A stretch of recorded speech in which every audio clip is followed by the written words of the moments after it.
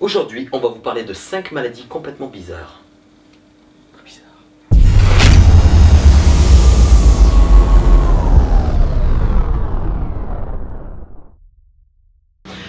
Et pour commencer ce top 5, nous allons parler d'une maladie extrêmement bizarre. Tu peux nous expliquer, Maxime? En fait, c'est la triméthylaminurie. C'est assez complexe, c'est marqué juste ici qu'est-ce que c'est parce que c'est... Voilà. C'est quoi en fait?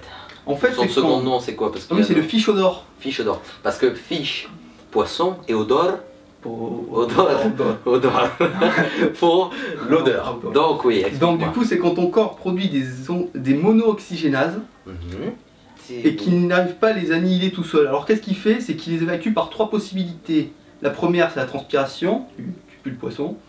La deuxième, tu t'en urines, pues le poisson, tu pisses du poisson. Et la troisième, ton expiration, puis le poisson, tu... Alors ça explique pas mal de choses pour toi. Mais j'ai jamais entendu parler de ça. Ça a été découvert quand cette maladie? En 1970, le premier cas trouvé. Répertorié. Mais c'est il y a pas longtemps quand même. Il y a pas longtemps, 30, 40, 44. Donc en fait, les gens atteints de triméthylaminurie, oui, c'est à peu près ça. Ou fiche odor, puent le poisson. Il pue le poisson. T'as pu le poisson. D'accord. Étrange. Maladie suivante. 4ème position, et c'est quoi la 4ème position, mon cher Eric? La 4ème position, on l'a attribuée à une maladie qui s'appelle l'hypertrichose. L'hypertrichose se manifeste à cause d'un dérèglement hormonal. Elle peut se manifester soit chez l'homme, soit chez la femme. L'hypertrichose provoque la pousse de poils sur une partie du corps, comme le bras, la main, le visage, le dos, ou tout l'ensemble du corps. Mais en fait, tu nais et t'es une petite boule de poils? Non, non, non. Parce qu'à la naissance, l'âge 0, les poils sont normales. Puis la maladie met 2 décennies. Donc il faut atteindre l'âge de 20 ans pour que la maladie atteigne son âge adulte. Ça veut dire qu'à l'âge de 20 ans, tous nos poils seront poussés.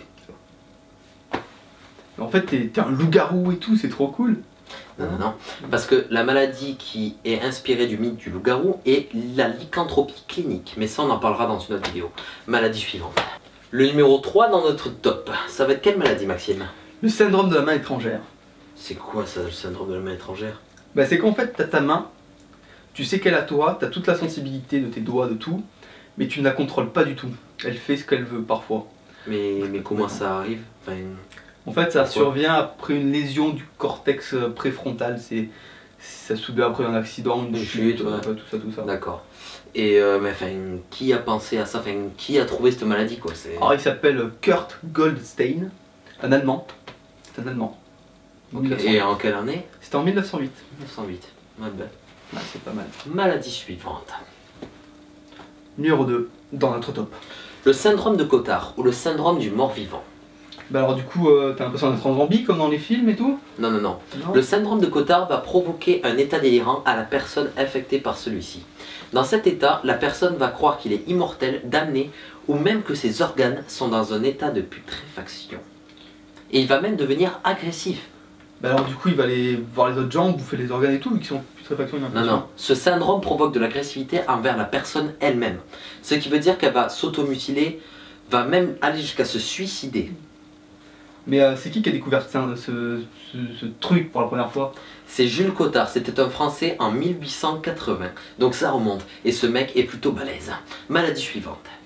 Numéro 1 de notre top 5, qu'est-ce que ça va être? La dyschronométrie. C'est quoi la dyschronométrie, Maxime? La dyschronométrie, c'est une altération de la gestion des paramètres temporels du mouvement volontaire. Wow. En d'autres termes? D'autres termes, c'est un ping à 1450. Et pour les gens qui jouent pas aux jeux vidéo, c'est un terme? En fait, c'est le temps que l'information parte du cerveau pour arriver au membre que vous voulez bouger et que celui-ci bouge. D'accord. Est-ce qu'il y a un test pour savoir si on a atteint ou pas de ce syndrome? Alors, s'il y a un test, vous prenez vos doigts, vous les mettez sur vos jambes et au top, vous devez aller toucher votre nez le plus rapidement possible. Alors on va faire en 2 parties. La première fois, je vais faire le mec qui est normal, qui n'est pas atteint du syndrome. Et après, je vais faire celui qui est atteint. Ok. À toi, Eric. C'est parti. Top. Voilà. Donc sa réaction est immédiate parce que il est normal, à peu près. Donc l'information va partir de son cerveau et va aller directement dans ses index et donc va faire réagir pour que ses bras puissent le remonter au nez comme les instructions qu'on lui a données. Maintenant, on va pratiquer avec une personne qui a le syndrome. Il y a le syndrome. Non, alors. Top.